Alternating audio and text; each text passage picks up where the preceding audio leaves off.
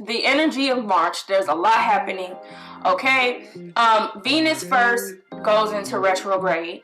All right, Mercury then enters Aries. Okay, then we have a full lunar eclipse in Virgo, right? And then we have Mercury retrograde that pops in. So that's what I will cover in this video. So again, I'm going to repeat it: Gemini, Virgo, Libra, Taurus, Aries, and Pisces. This will impact your life the most.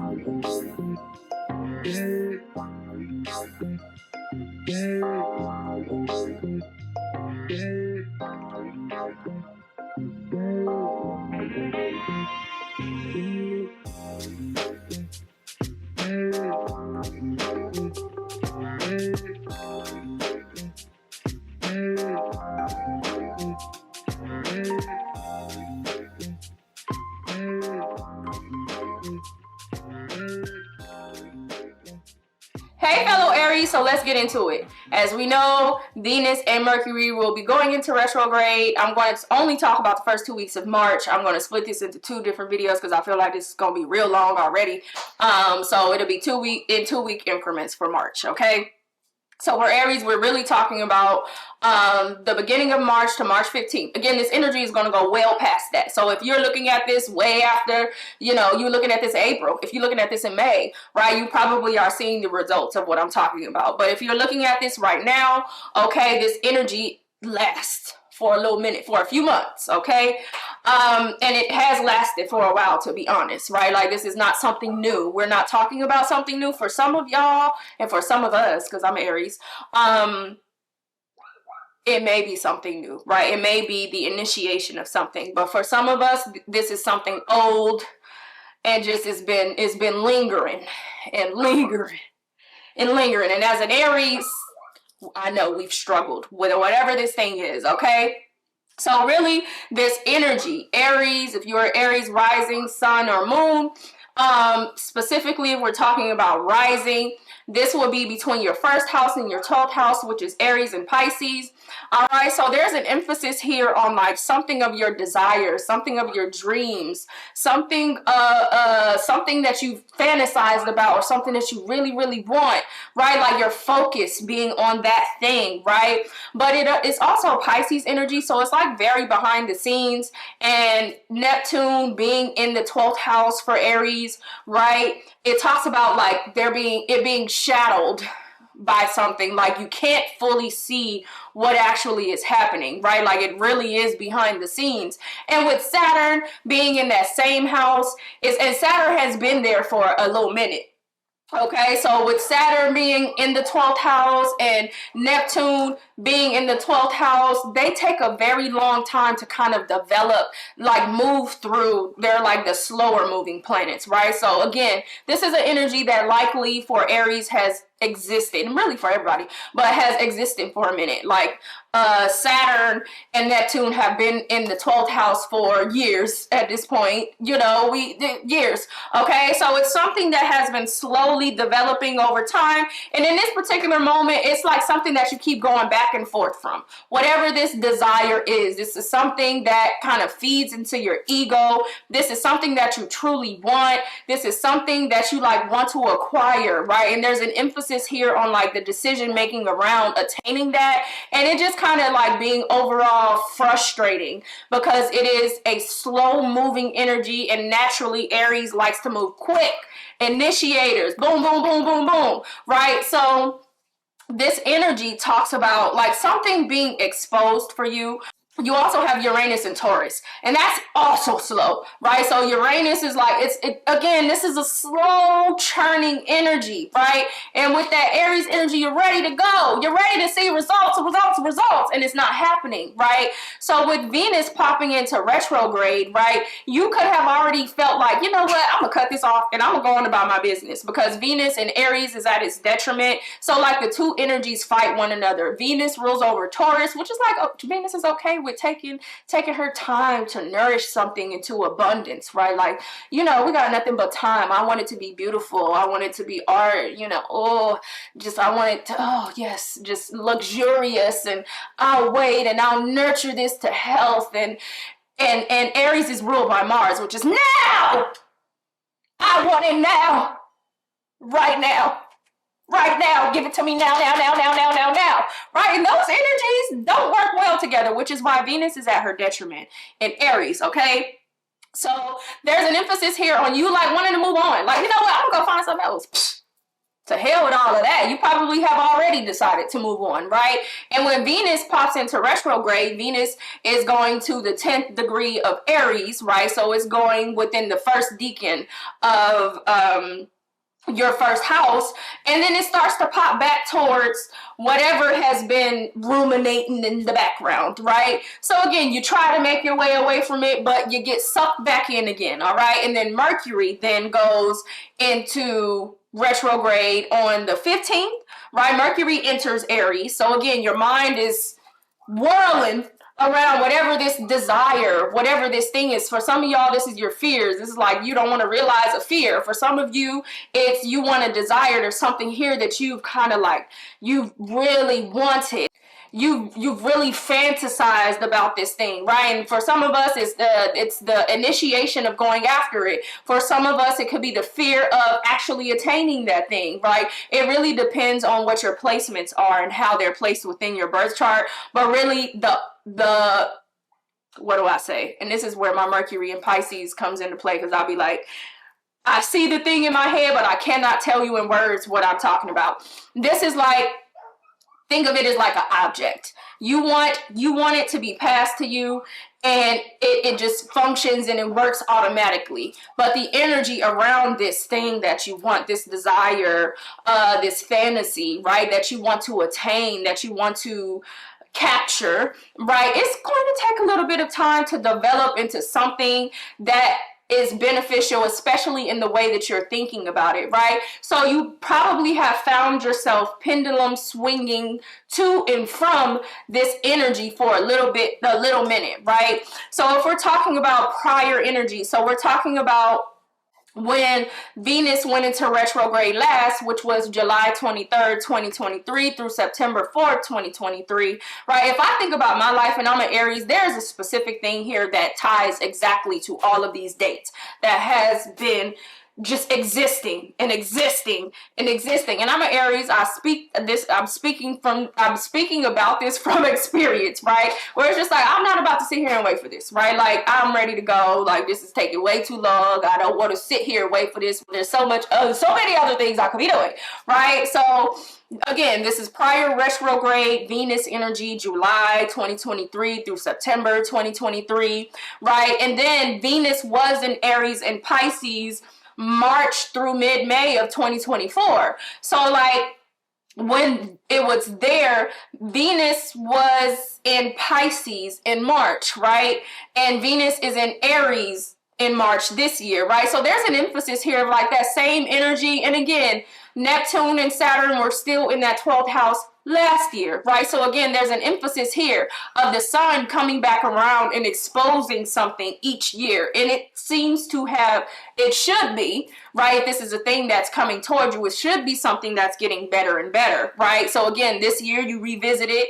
It might be a better energy, right? For some of us, right, we revisited this year and we realized, oh no, this is not better. This is something that I need to walk away from, right? So it's not any specific direction, but it is an energy that shows you and exposes you the direction that you are going in, right? So again, this is something that's long-lasting, long-standing. This is something that you're trying to be worked through for years, okay?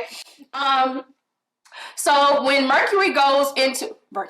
when Venus goes into retrograde, right, again, it starts to make its way back towards that energy, all right? Then Mercury goes into Aries March 3rd. So Mercury is in our first house. Both Mercury and Venus is in the first house, and it's in the first decan, which is ruled by Mars. So this is heavy emphasis on that true Aries energy. So again, this is like an overactive imagination, an overactive thought process. You making decisions immediately without fully thinking about things, right? Like maybe you are trying to find, because again, there's a conjunction between Venus and Mercury now. Maybe you are trying to, find new creative things to go towards, or you want to find new hobbies, you want to find new people to date, you want to find new business ventures, you want to eat good food, right? Taurus energy, that's also ruled by Venus, okay? So there's an emphasis here of like you wanting to go and find new because you sick and tired of this old raggedy piece of thing that just ain't working out for you, and it's just like the hell with all of this. I ain't got time for this. All right, so this is the universe is saying, yes, you do, boo. Yes, you do, boo. Let's take it back. I don't care if you don't want to go back. We're going to bring it to you then. Don't worry. You stay right there. We'll bring the party to you. Right? So there's an emphasis here on exposure. And again, this is around your desires. Okay? This, for some of y'all, this is your fears. This is your fantasies. Right? These are things behind the scenes. Something secretive developing, and you just feel it in your intuition. You just know that, you know, something is coming. Something is coming. Why do I feel like something is behind me? Why do I feel like something's right here? It's that type of energy, okay? So then we have lunar eclipse on March 14th, and that's in Virgo. Now the sun will, I keep saying sun. The sun, and I'm talking about the moon. Help me, please. Okay. The moon is in your 6th house, okay? So this is a full moon. So this is Virgo, and this is like bringing order. Now, if we're really talking about this, right, there is opposition between the moon and the sun, right? Like they are in opposition to one another, right? So there's an emphasis here, and that's lunar eclipse. They're across from one another. So there's an emphasis here on exposure, right? There's something here that is happening in the shadows that's going to be exposed by the sun, and vice versa. There is something here that's happening outside that doesn't have the clarity of what's happening inside, right? Sun, outside, moon, inside. That's how I think about it, right? Sun, external, external, moon, internal, right? So there's an emphasis here on like energy being, and y'all see my hand gestures, right? I have to like use my hands because it's difficult for me to explain in words. There's an emphasis of like exposing what's happening in both of these areas, right? So that is the lunar eclipse that happens on the 14th, but also the solar eclipse that happens on the 29th of March as well. All right, so there's an emphasis here of like something being exposed. Now last year, if we point this back to March of 2024, right?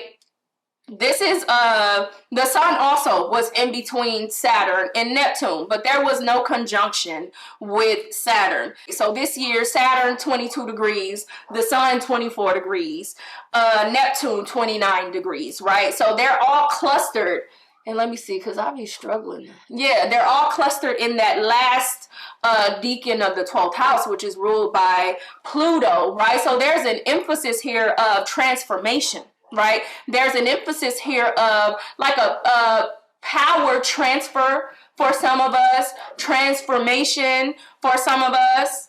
There's an emphasis on power for some of us. There's an emphasis on transformation or rebirth. There's an emphasis on like moving on, or maybe, like I said, maybe you have already moved on and you're brought back here to see, oh, surprise, this is actually the same thing, but better, or something new, right? So there's an emphasis here with that, and the exposure of that energy in March for Aries. Now, again, there's an emphasis for you not to take action because you are not supposed to act on anything on the eclipses, right?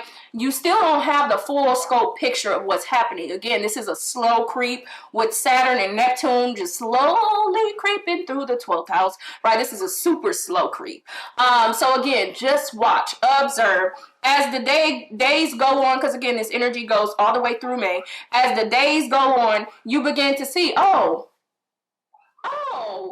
okay, like I said, each piece starts to get more and more clear. You get a puzzle piece throughout this whole process through May, and likely through that, right? Like I'm tracked it through May, but probably even further, right?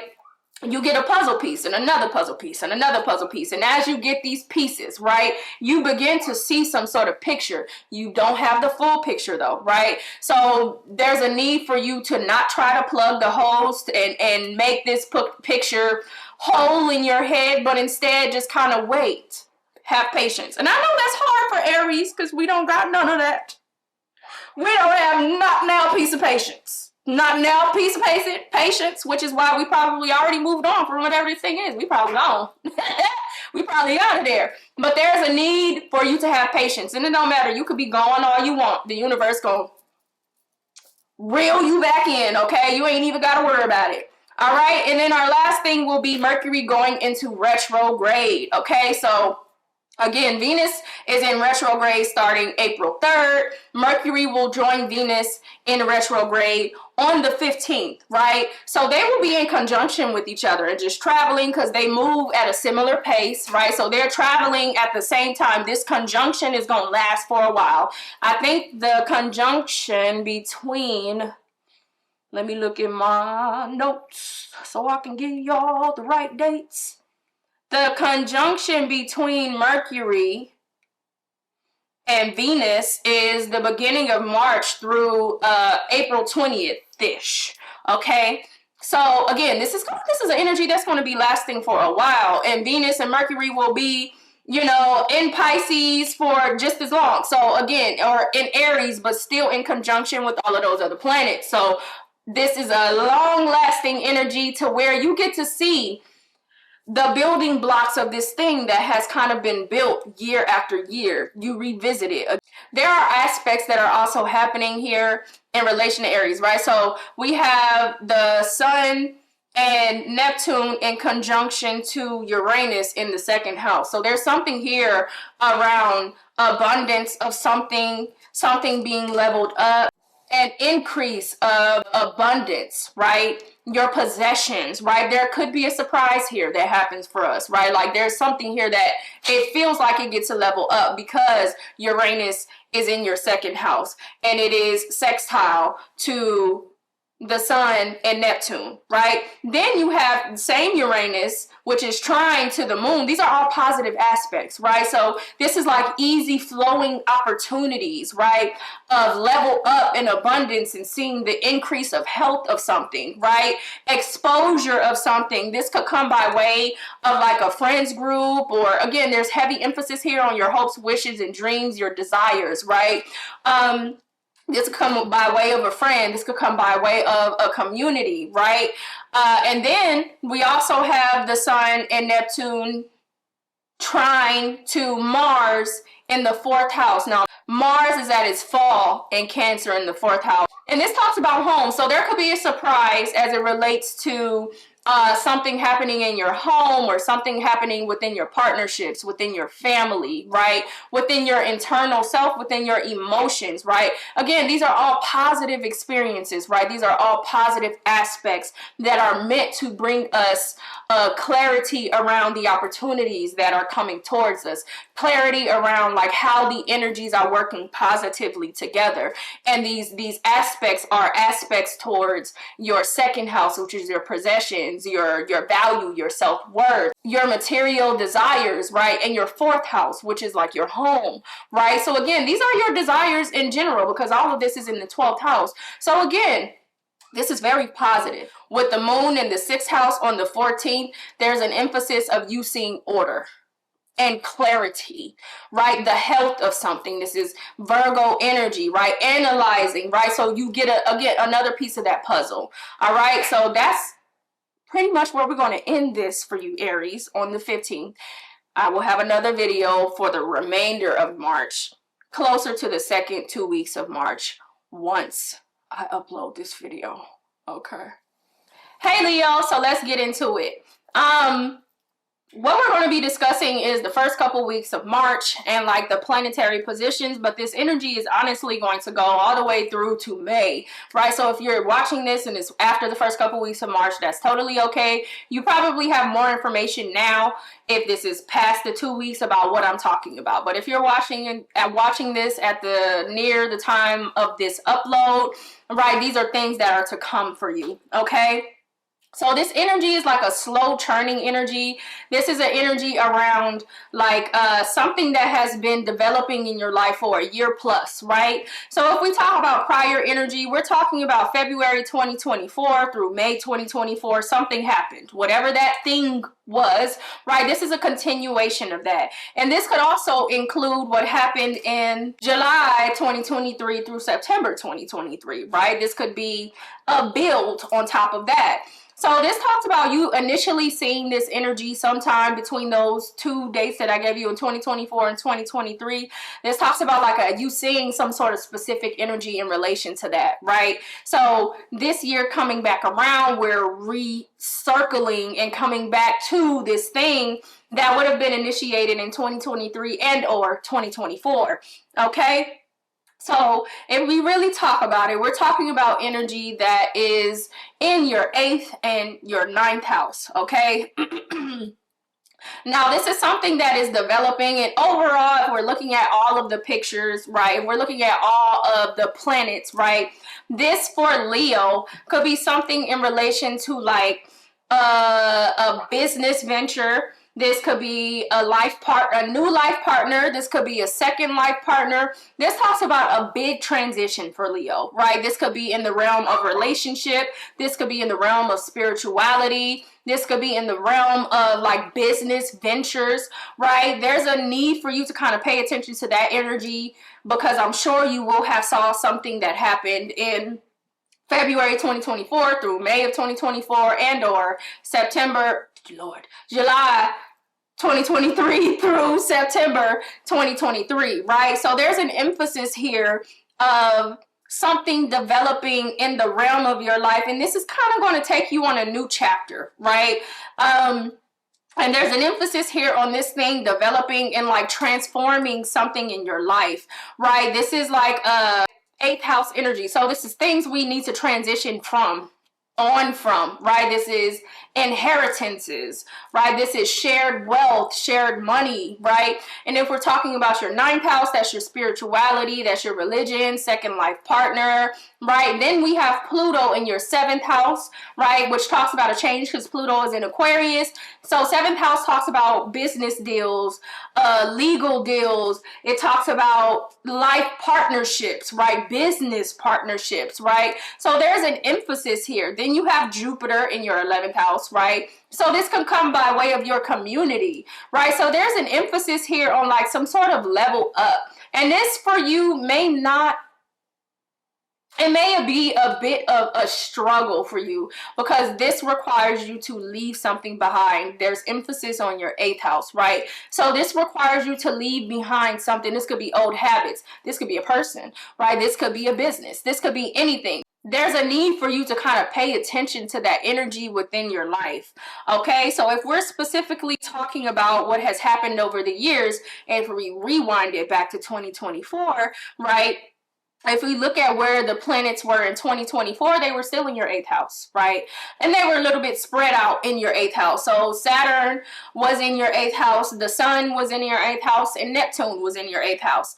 They are all still in your 8th house, right? But while they were in your 8th house in 2024, they were a bit spread apart. So they were not working together at all, except for when the Sun came in and made conjunction with these planets. But now in 2025, the planets they're all in the same decan, right? They're in the last decan, which is Pluto, right? So there's an emphasis here on some sort of transition that's happening within your life. So last year, Saturn was at 11 degrees and Neptune was at 27 degrees. So they were not working together whatsoever, right? However, this year, Saturn is at 22nd degrees, 22 degrees, and Neptune is at 29 degrees, right? The Sun will be in the same space because we're talking about, I put it on February 14th. So it will be in the same area it was last year, but now the Sun looped in between Neptune and Saturn, right? They're all causing a conjunction. So it's 29 degrees Neptune, 24 degrees the Sun, 22 degrees Saturn, right? So Saturn and Neptune have come closer, right? So now we're really starting to see the benefits of the structure of whatever this is, right? The restriction, whatever was exposed to you in 2023 and or 2024, it was not ready, right? Like you got to see like a brief picture of what this thing is. You got a brief introduction to what it was. And around that time, Venus also was still going through Pisces and Aries. So at some point in time, you probably saw the thing. It was like, I want that thing. And you went smack dab at it and it didn't quite work out because the energies were not easily flowing. You saw the opportunities, that sextile energy, those aspects that were happening in 2024, exposure of an opportunity. However, the energy flow was not there yet. There were still some squares happening and the energy kind of was not functioning in the best way to flow very easily, right? So you may have received some sort of opposition to you going after the thing that was exposed to you last year. Right now, this year, we're talking about a year later. So as Venus goes back into Aries and Mercury goes back into Aries, now you're kind of tired, right? Aries don't have patience. Okay, Venus is very patient. Venus is willing to wait for abundance. Venus is okay with the development and taking time. Venus rules over Taurus, and Taurus energy is slow, right? So Venus is okay with taking her time to get what she wants. Aries is not. Aries is ruled by Mars. Initiation. And the thing about that, that's based off impulse, right? And, you know, when the impulse is there, it's there. When it's not, it's not. So those two energies, the Aries energy and Venus energy, are not working too well together, especially as we go into this retrograde, which is why I say there's no need to act, right? There's a need for you to just observe. Retrograde causes us to kind of go back and restructure, refix some things, right? So that when we come out of retrograde, things are a little bit better for us, okay? So that is really what this energy is. Then you have Mercury popping into retrograde on March 15th in Aries again. So there's like no need for you to kind of like act on the things that you really are thinking about.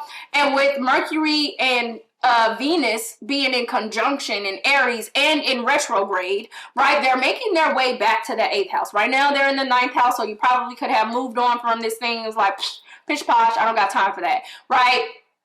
This energy is pulling you back towards the thing that you saw last year, and you're going to see a reintroduction of that this year. And as I said before, this is your 8th house, right? So this talks about transition for real. This is your transition. Now, your 8th house is Pisces, and 8th house is ruled by Scorpio, right? So there's a heavy emphasis on things behind the veil. There are things that you just don't understand. There are things that you maybe are not confident in. Maybe you're not confident in letting them go, right? There's an emphasis here of like that slow churning movement. And again, with Pluto in your 7th house, this for you could be a change in partner. With Jupiter in your 11th house, this could be related to your friendships. Or honestly, this could be a change in partner that is a friend, right? Then you have Uranus in your 10th house. You could even see positive influence as it relates to your career, right? Like an uptick in your career, a promotion, right? So this touches on several areas of your life, but there is emphasis here on transition, right? You seeing some sort of transition happening in your life. And it's a whole, it's a total. It's not just one specific thing, right? There are a lot of energies that are collected up to make one whole picture. Now, the issue is we do not have the whole picture at this particular moment. And I say we because I'm a Leo moon. I'm fire all the way through. So we don't have the patience. Okay, we're fire signs. We don't have the patience to sit here and wait for something that's taking forever. Forever. Okay, so there's an emphasis here on you to chill out, relax, and be okay with the transition that's happening for you, right? There's an emphasis here of like maybe trying to fight that with the Aries energy and Venus and Aries, trying to fight the transition in your 8th house, right? Again, inheritance, and that doesn't necessarily mean money. This could be inheritance in person. This could be inheritance in money. This could be inheritance of a business, right? This could be inheritance of whatever the heck we talking about, right? Inheritance of your spiritual gifts, right? So there's emphasis here on level up in your life. So as we make our way to 2025, there are positive aspects. Woo! Now you get to see how the energy is flowing. In 2024, you just got an introduction, right? And maybe or 2023, you just got an introduction. Hey, surprise, there's an opportunity here. And you're like, yes, time to go after it. It didn't quite work out. Now you're ready to move on from it. Then 2025 comes around. Saturn and Neptune are a lot closer. They're in conjunction, and now the sun is joining that party. And then you have Venus and Mercury working their way back. So this creates a 4-planet, 1-star kind of like party is what I'm gonna call it. They all partying together, right? So now the energies are mingling, and it's like, oh, we get to taste the soup. Like now, you know, you got the carrots over here, you got the celery over there, you got the broth, you got the herbs and the chicken and all that other stuff, whatever you put in your soup, and you put it in the pot. Last year, we just put everything in the pot. And you like, oh, soup, yummy. You tasted the soup and it was like, this is not as good as I thought it was going to be. Oh, no. But that soup needed time to simmer. It needed time to simmer. So now you put the pot on it in 2024. I mean, put the pot on it. Put the lid on the pot in 2024 and or 2023, right? You let that soup simmer. We let it simmer all through 2024, and now we getting through 2025. Now the universe gonna take the lid off the pot, and now you get to taste the soup. Now that soup tastes a little bit better, right? Ooh, the soup is kind of good. Wait a minute. That's what this energy is, right? Last year, you're like, this soup nasty as hell. This year, you kind of like, wait a minute. That time did a little something. That little simmering of energy did a little something. This soup is kind of good. Okay, so that's what this is. So let's talk about the current year's aspects, okay? So with this energy, right, we have sextile from the 8th house to the 10th house. So we have Neptune, the sun, Saturn, 29, 24, 22 degrees, right? Sextile to Uranus in the 10th house. So there may be some exposure of something that happens within your reputation, the power that you have, the influence that you have could be within your career, right? So there's a positive surprise, and this is something that brings abundance for you, right? Then we have that same trio trying to Mars in the 12th house, right? Now Mars is in its fall in Cancer, so like the energy is not the best. However, there's an emphasis here of like softening of energy, right? So there's something here that is developing behind the scenes with the 12th house, something within your secrets, your desires, and maybe you're just kind of like not acting on it, right? Like with Mars and Cancer, maybe you are kind of taking a back seat. Maybe you are like refraining from action, right? Or your action is a little soft, like very soft-handed and not as initiative as you may have intended, right? So it makes things unclear for you, right? There's this trying energy to that, to where the energy that the way you are operating in Mars and Cancer in your 12th house, right, allows you to benefit from the energy that's happening in your 8th house, right? So while Mars is in its fall, right, the positive aspect of trining to your 8th house, this transition, that soft touch that you have because of Mars being in Cancer, right, this will help progress this energy along a little bit better. And then also we have the sun in opposition to the moon, or the moon in opposition to the sun. That is our lunar eclipse that happens on March 14th. So there's an emphasis here. Eclipse energy, you don't act on eclipse energy. You watch. You take heed. This is a full moon eclipse, right? Lunar eclipse, full moon. So you take heed to what's happening around you, right? You don't act on eclipse energy, right? And you don't act in retrograde energy, right? So there's heavy emphasis on you not acting on whatever this is, but really observing the energy that's happening around you. And even more so, we have the solar eclipse that happens March 20, because y'all know me and my dates. Let me go to the right day. Let me say the right thing.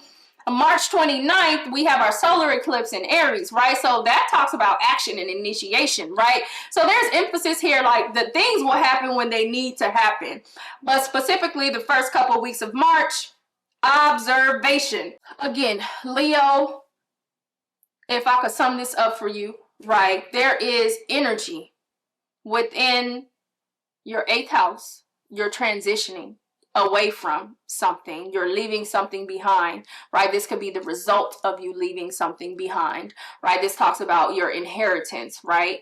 This talks about shared money. This talks about other people's money. This talks about death, talks about sexuality. This talks about transformation. So again, this is not putting, a pinpoint on exactly what is transforming, but you are having a transformative moment.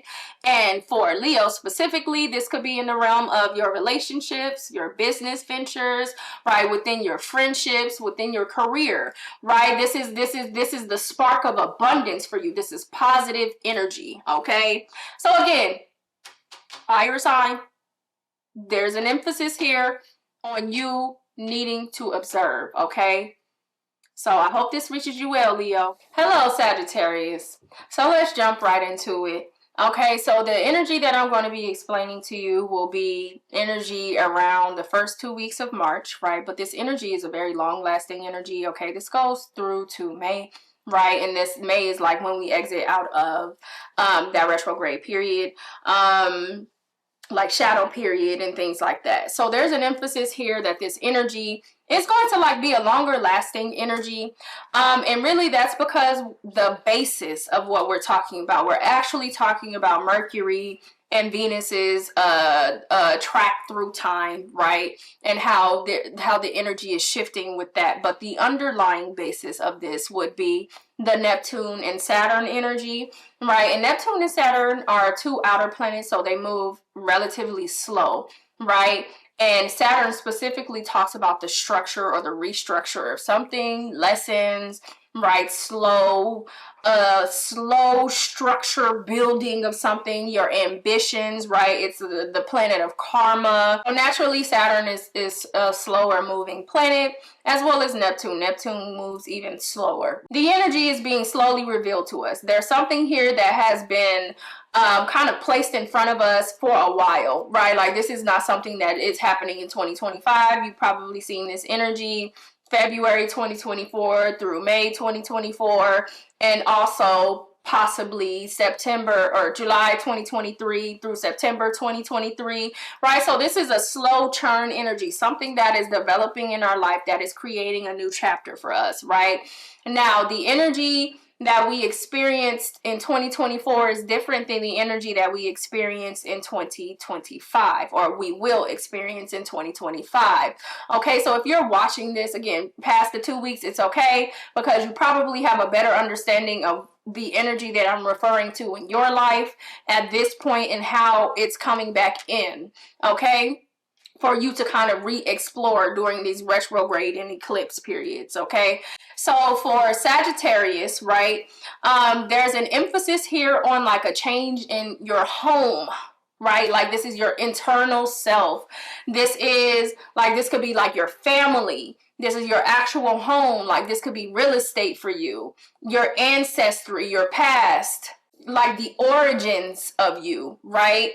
There's an emphasis here, and this is also related to your 5th house. So this is like creativity, this is hobbies, right? This is entrepreneurship for you. There is a change within that realm, right? And then we also have Uranus in the 6th house, so there's some sort of change within your routines, and then this likely is something that kind of has been shifting and changing over the course of a year plus for you, right?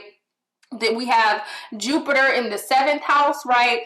So this talks about long-term partnerships as well. There's something here changing around your long-term partnerships that will contribute to your home. This could be business partnerships. This could be legal matters for you. This could be the creation of enemies as well, right? And then we have Mars in the 8th house, right? And Mars is in its fall in Cancer. So it's a soft energy. And we'll talk about last year's energy and why, even though Mars is in fall this year, right, in Cancer, it's a better energy. Like it helps to move the energy in a better way, unlike last year. All right. So there's an emphasis on home. Okay. And like really like leveling up, right? You could be changing your routines around your home, right? You could be like really invested in like a partnership, right? Because again, Jupiter is in your 7th house and Jupiter just popped out of retrograde itself. And this really talks about the expansion of that energy as well. You have a change with that Uranus energy in your 6th house of your daily routines. And this is really to like level up your life. Like this talks about abundance, right? And there's an emphasis on last year, right? When we look at last year, Neptune and Saturn were both in your 4th house, right? But they were not working together. They were working very independently, right? So there's a sextile to like how some sort of change in habit or change in health routine. This could be change within like the routines of your pet even, right? So there's an emphasis in some sort of change in routine for you and how maybe it was not quite working out. Like maybe you received opposition every way you turn. Like you try to incorporate this new routine within your schedule, within your home life, and it wasn't paying off in the way that you thought it was, right? And maybe you're still pushing through with that, right? Like you're still initiating that energy, right? Now we begin to see the shift in 2025 as it relates to that because Neptune and Saturn are closer together, right? So last year, Neptune was at 27 degrees. This year, Neptune is at 29 degrees in your 4th house. And then you have Saturn last year at 11 degrees. And this year, Saturn is at 22 degrees in your 4th house, right? So Saturn is getting close to Neptune. And as Saturn gets close to Neptune, this talks about your desires, your fantasies, things behind the scenes, but also things that maybe you're not as comfortable or confident will work out for you, right? Like there might be fears around that. You might be scared, right? This might be a fearful change for you. Like, oh my gosh, I don't know if I want to let go of my job to try to do X, Y, and Z. I don't know that, I want to start taking clients at my house, right? In order to make more money for myself or in order to get easy exposure, right? So there's emphasis here on like the actions that you are taking to change your routine so that you can level up in some sort of abundance. Now, this year in 2025, that energy is a lot more beneficial now, right? Like as Saturn, the lessons that you're learning through 2024 into 2025 as you're taking those lessons from this change, right? And it's making its way in your 4th house more towards Neptune, right? Which is your desires, but also your fears. You're kind of able to take those lessons and apply them in the best way that you can with care, right? Versus like, I'm going to force it. I'm going to nail this. I'm going to hammer this nail in the head, right? Now you have the opportunity to kind of take the energy of Mars, which is in its fall, right? It's in Cancer, but it's trying to Saturn and Neptune, right? And the sun now that's in Pisces, right? So the Mars in its fall, even though, that's kind of like a difficult energy because there is such a soft touch to the initiation of something because Mars is in Cancer. So there's like more of like a healing touch versus last year when Mars was in Aquarius. I'm going to change and revolution. I'm going to do what I can to stand out. Right now it's more so Mars, the action that you're taking is to kind of heal. Right? You may instead of like trying to hammer the nail in the head, maybe you take the nail out and you realize you don't need to use a nail at all. Maybe you need to use glue instead, right? So there's an emphasis here on like you changing up something for the the benefit of yourself, right? And again, this is in your routines within your home, right? And as Venus and Mercury make their way to your 5th house, which is your house of creation, right? So this is babies and kids, right? This is dating, this is your sex life, this is your hobbies, this is entrepreneurship, the things that you do to entertain yourself, right? There's an emphasis here on you like trying to take action, like moving past that and maybe taking action in like distracting yourself. Right? Like you might want to, you know what, I'm going to do something else because me changing my routine within home just not working out for me. And maybe I need to try something different, right? As you begin to structure that in your head and in your mind, the universe is going to loop you back in. And that's what the retrograde energy is. As we make our way through March, in the first couple weeks of March, we have Venus that pops into retrograde on the 3rd, and then we have Mercury that pops into retrograde on the 15th, right? And then we have our lunar eclipse that happens on the 14th, right? So there's an emphasis here on exposure of internal issues or internal energy that maybe doesn't work so well, right? There's an emphasis here on like finding solutions to that, because there are a lot of positive aspects in this year. Last year it was just the exposure of the opportunity, right? Hey, this is an opportunity. And maybe like me, you were like, oh, this is an opportunity, let me act. I'm an Aries, so I'm like immediate, boom, let's act on it, right? And it didn't work out. It just, through the year, you just kind of like are struggling through this thing and it's not working out. And then all of a sudden in 2025, as March begins to unfold and you get your puzzle pieces to this puzzle, you begin to understand, okay, the lessons that you've learned over this last year are actually quite beneficial for you going forward. And that doesn't necessarily mean that you continue forward in this thing, but maybe you take, for some people, it will very much so be that, oh, surprise, this perfectly works out for you. For some people, this may be you taking the lessons in that routine from this prior year and applying it to something else, and that something else now working out for you because now you have a good foundation and a basis to kind of start something new, right? For other people, this will be that. For other people, this will be that old thing coming back, right? But restructured. Right, that old thing coming back, but better, right? In secrecy behind the scenes with this Neptune and Pisces, right? Things are kind of adjusting, but in your favor, right? It's all in your favor, whether it's the lessons that you learn along the process that helps you in a new endeavor, or whether there are lessons within this process that helps you to learn to deal with the thing that already exists and going forward in a more positive way. There are very positive aspects that are happening in 2025. We have a sextile, so we have conjunction between the Sun, Saturn, and Neptune, that's sextile to Uranus in your 6th house. So again, there may be another change in your routine this year, and it's something that you've learned from last year. So you now making another change, or you're improving on the change that you made last year, which actually becomes more beneficial to you. And maybe with Mars in the 8th house, you move on from the old thing that you was doing, you start something new, but you started with a little bit of care. You started with a little bit of delicacy, right? Instead of hammering that nail on the head, you maybe instead are going to glue, right? And then you have Uranus, which is trine to the moon, which will be March 14th, right? That is our lunar eclipse, right? There's an emphasis of exposure, right? Exposure, something happening behind the scenes that you didn't quite really know at first, and now you do. So there's an emphasis here on like all of these things kind of perfectly falling into place. And as you create these routines and you change these routines within your home or within your creative life, right, within your daily routine, your health routines, right, there's an emphasis here on the change in your mind, your thought process as well, with this Pluto in Aquarius in your 3rd house, right? Like there's a change in how you are also viewing this, or how you are thinking about this, right? So there's an emphasis here.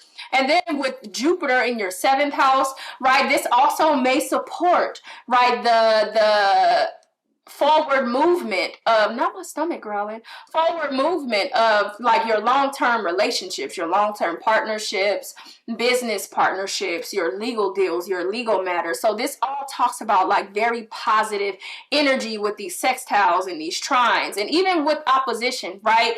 With opposition, that doesn't necessarily mean a bad thing. That just means you need to utilize the tools from your sister sign, right? Because that's what opposition is right across the way. Your sister sign who has the opposite toolbox that you have, right? So you got one set of tools, then you got the left tools, they got the right tools. And maybe you communicate with your sister sign and say, hey, can I borrow some of your tools to kind of do this in a better way?